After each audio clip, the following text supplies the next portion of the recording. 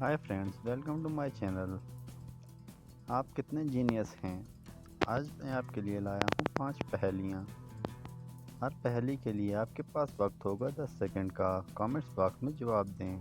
पहेली number 1, cocoa Cola का असली रंग क्या है? And your time starts now.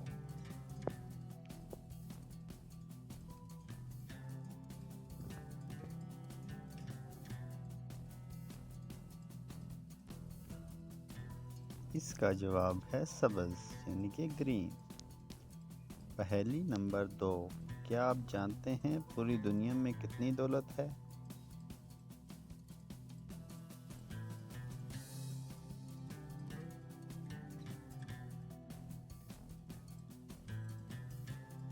इसका जवाब है 70 ट्रिलियन अमेरिकी डॉलर।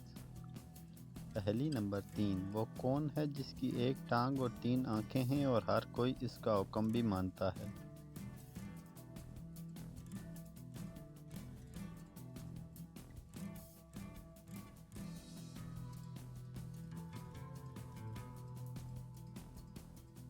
इसका जवाब है ट्रैफिक सिग्नल। पहेली नंबर 4, इंसान मरने के बाद कितनी देर तक दूसरों की बातें सुन सकता है?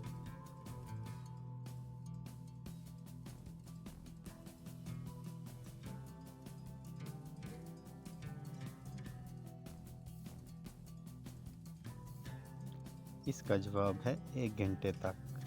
पहेली नंबर 5, वो कौन सा जानदार है जिसका खाना हम चोरी करके खाते हैं?